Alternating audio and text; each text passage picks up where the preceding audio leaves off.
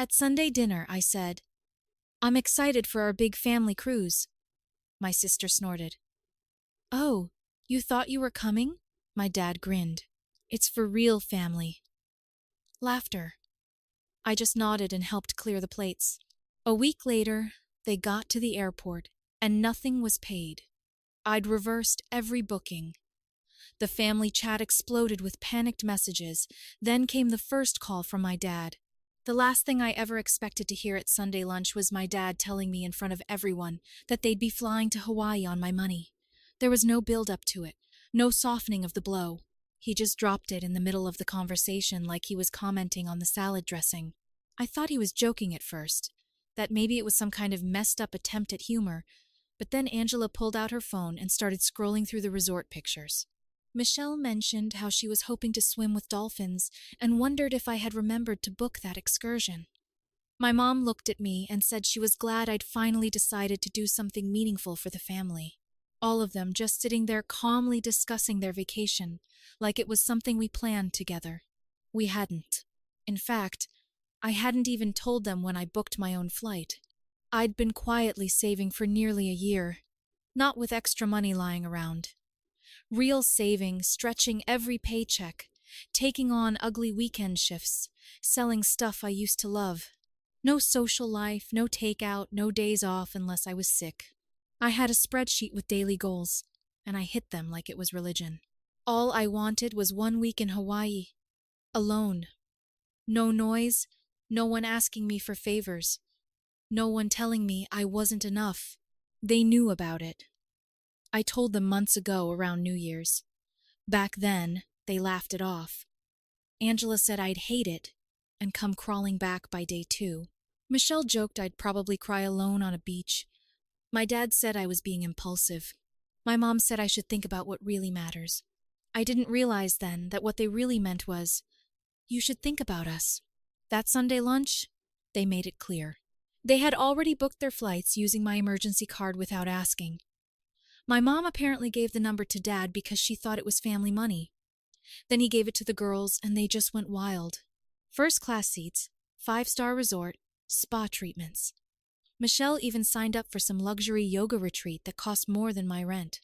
And there I was, sitting across from them with a half-empty plate of overcooked chicken, listening to them talk like I didn't exist, like I was just the ATM that finally delivered. I said nothing. Smiled when they smiled, nodded when they said thank you, even though they didn't really mean it. Inside, something went still. The next week was quiet. They were busy texting each other in the family group chat, planning outfits and hashtags for their vacation posts. I watched it all from a distance. Angela posted her packed suitcase. Michelle showed off her new bikini.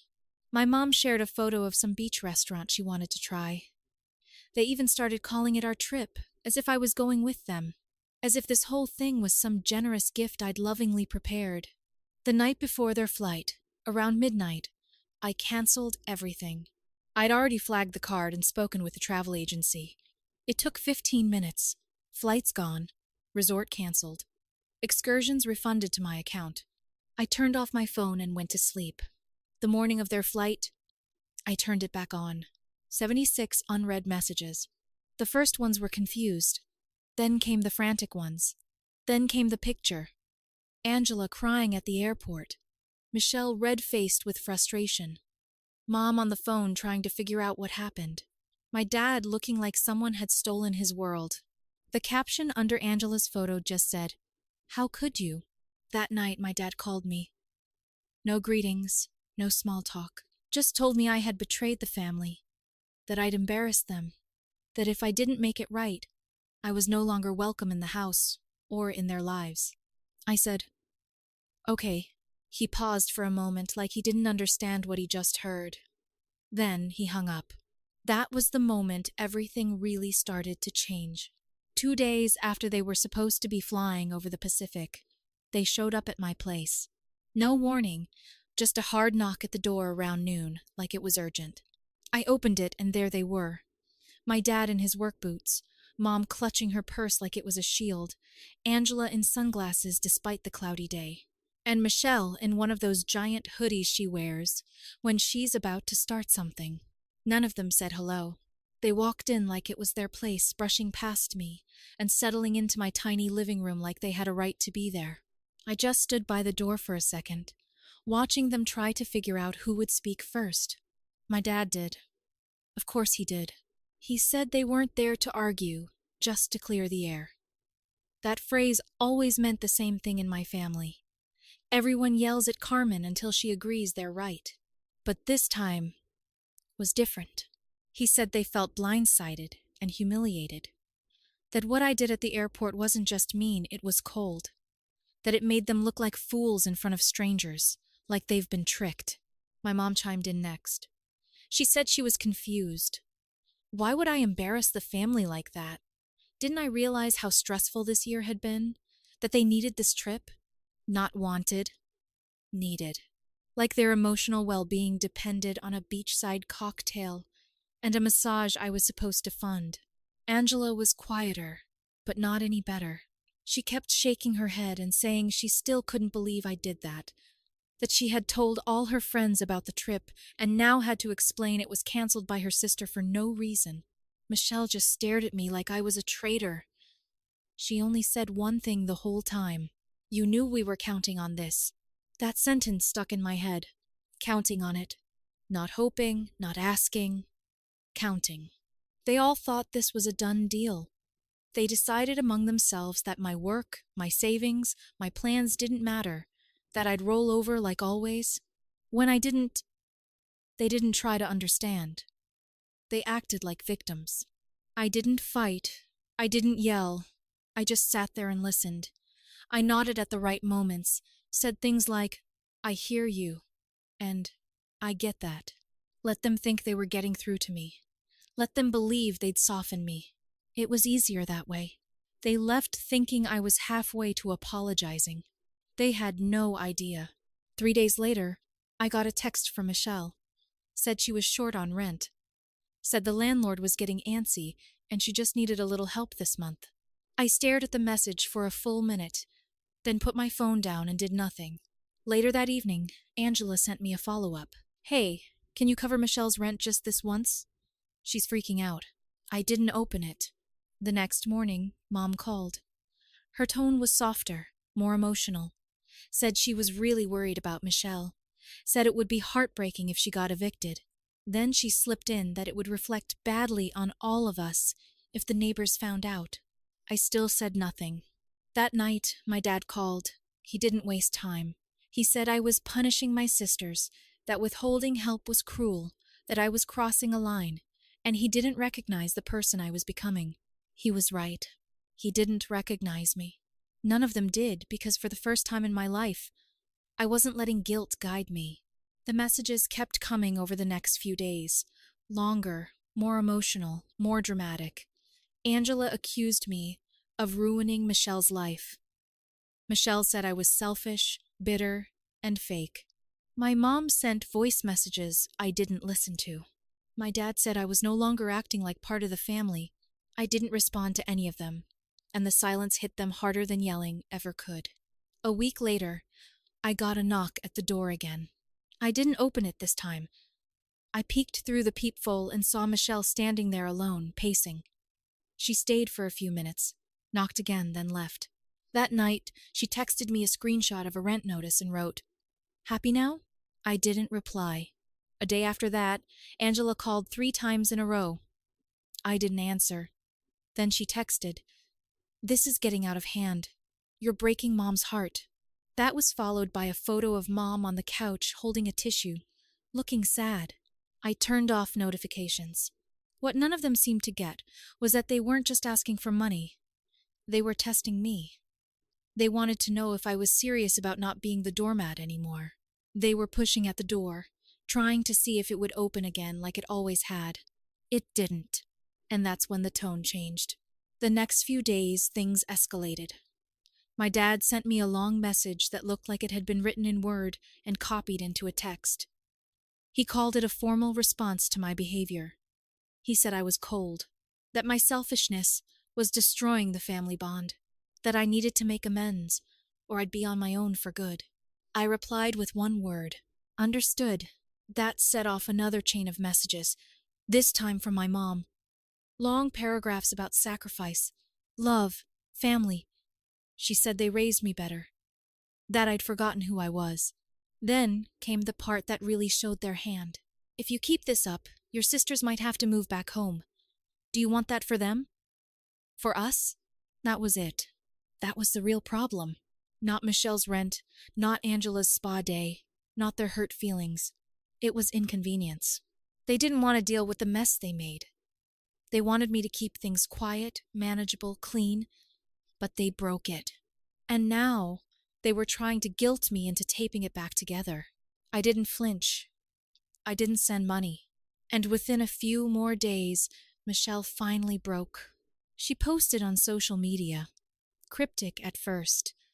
A black screen with a quote about betrayal, then a selfie with a caption. Guess who's moving back into the dungeon upside down face? It wasn't subtle. People started messaging me. Family, friends, distant cousins, even a coworker who saw it and asked if everything was okay at home. That night, my mom left a voicemail. Just crying. No words, just sobbing and sniffles.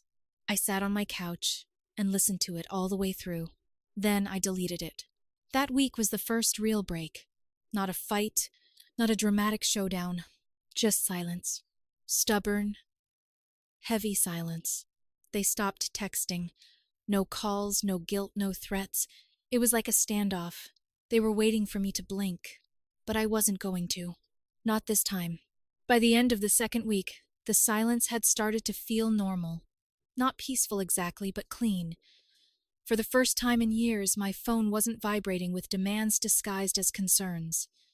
There were no guilt-laced voice notes, no emergencies with the rent, no phone calls that started with, "We hate to ask," and ended with my bank account lighter.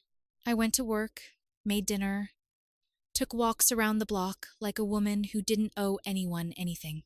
It felt almost eerie, like they were hibernating, waiting for me to crack and come crawling back. But I wasn't planning to. I felt steady for the first time in a long time. Then, something weird happened. It was a Wednesday. I came home from work, and there was a package sitting in front of my door. No return address, just my name written in permanent marker.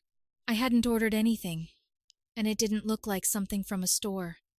It was taped up like someone had rushed through it, like they wanted it gone fast.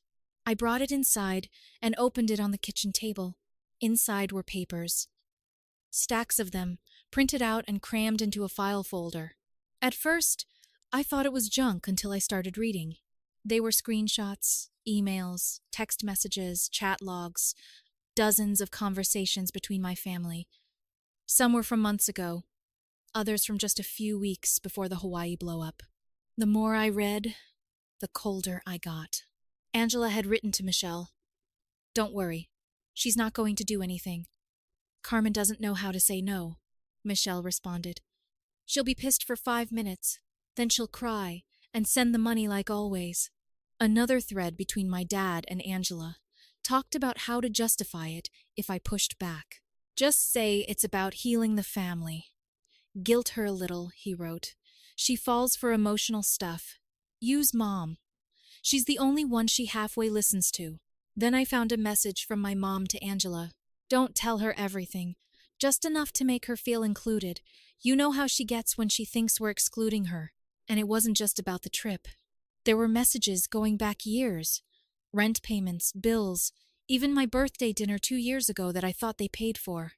It was apparently put on my own card by Michelle, who laughed about it later in a chat with Angela. They had a whole system. I was their backup plan, their emergency fund, the invisible thread holding up the mess they kept creating for themselves. I had to sit down. I kept reading, not even feeling angry anymore, just stunned.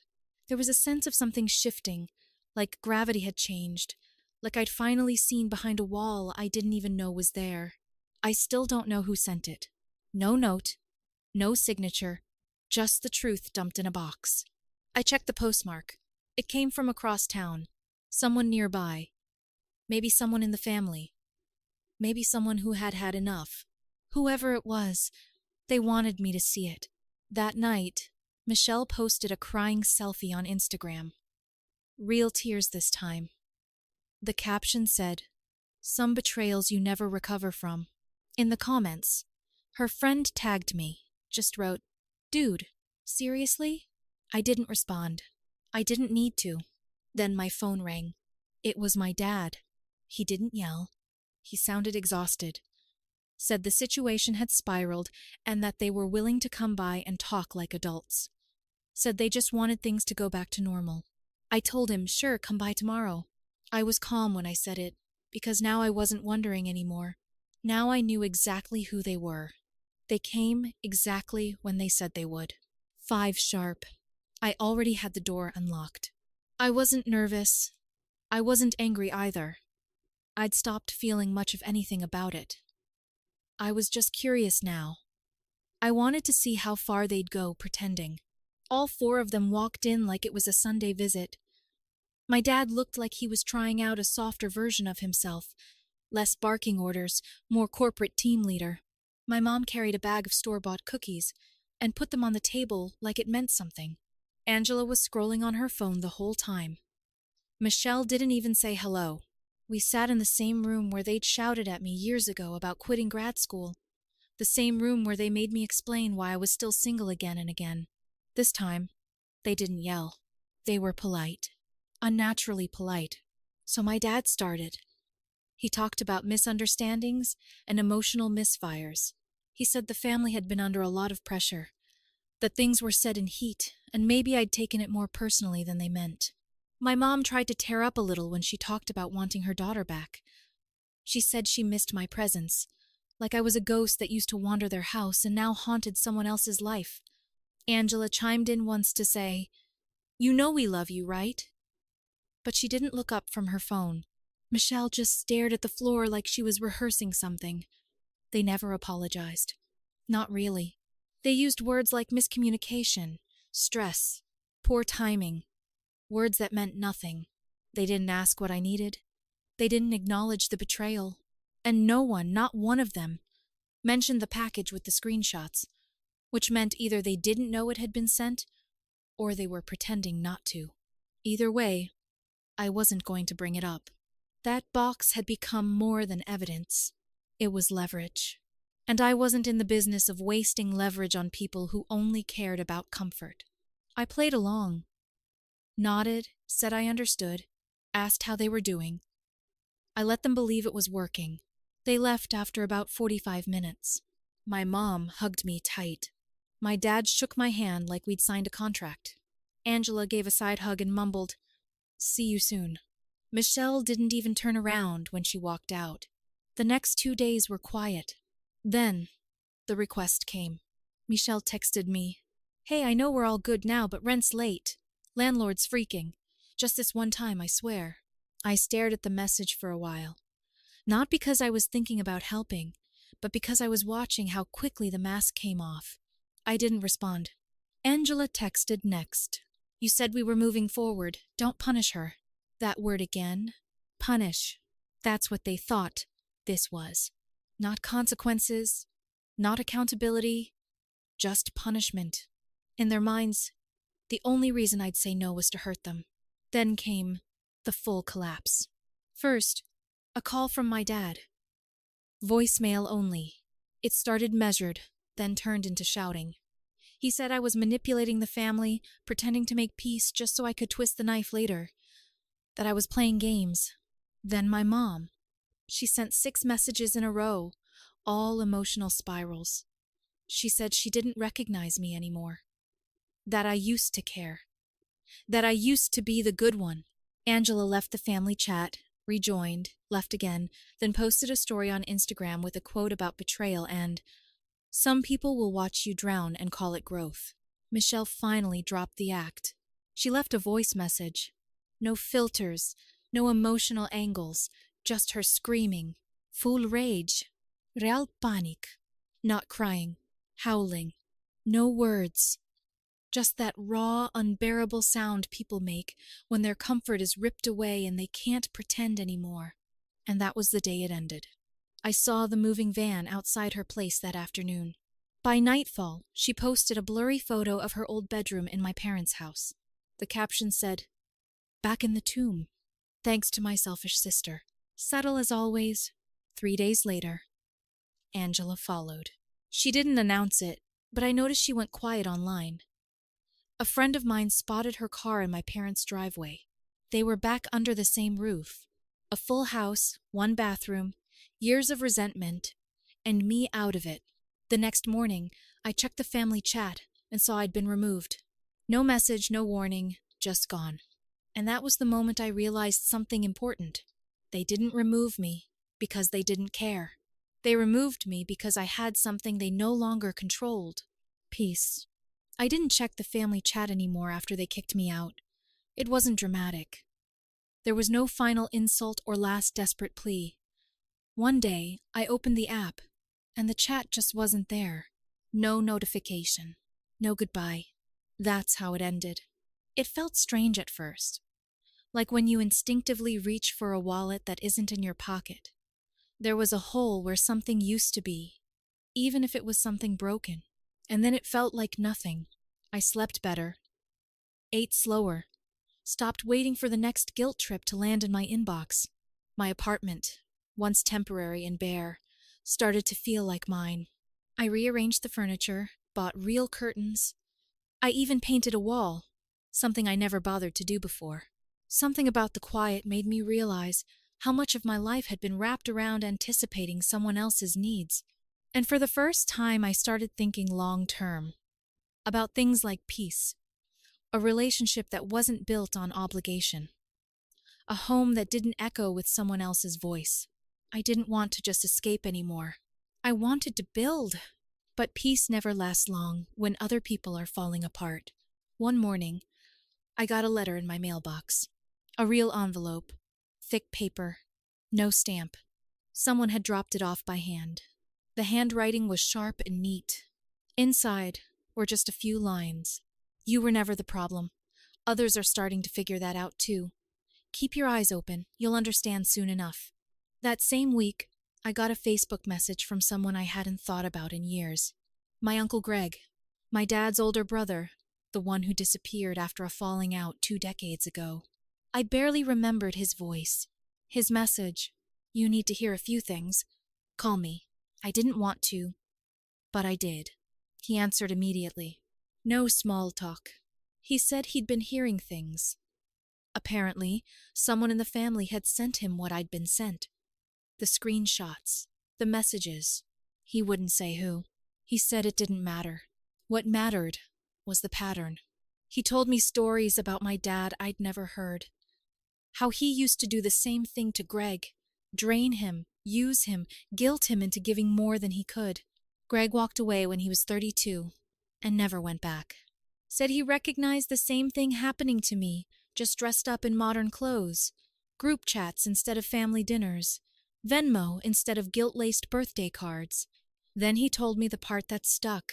My dad wasn't just acting out of pride or anger. He was covering something. Debt. Greg found records, court filings, quiet asset transfers, a business in serious decline. He said the Hawaii trip wasn't a celebration. It was a distraction. A desperate attempt to hold up the illusion of stability before it all collapsed. And now, with me out of the equation, it was collapsing faster. I asked why he was telling me all this. He paused, then said, "Because I know what it's like to be told you're the bad guy when you're the only one waking up." He offered a place to stay, if I ever wanted to disappear for a bit. Oregon. Remote, quiet, no strings. I didn't say yes, but I didn't say no. Over the next month, pieces started to flow back to me through other people. A coworker mentioned Michelle was working at the same coffee shop she used to make fun of. Someone else told me Angela had posted a crying video again, this time about toxic family patterns. My mom was seen outside the supermarket talking to herself, pacing. My dad sold his motorcycle, then his tools, then apparently half the furniture. They never reached out again. Not once. They weren't ignoring me. They were pretending I no longer existed. That's how they managed it. If they acknowledged what happened, they'd have to admit they lost something they thought would never leave. And the truth is, they didn't lose me because I hated them. They lost me because I finally believed them. Believed that if I stood up, they'd walk away. And they did. But not before I learned the most important thing. Sometimes the only way to heal is to burn the bridge and keep walking until the smoke disappears behind you. It's been 3 months since I last heard from any of them. No texts, no calls, no letters, just silence.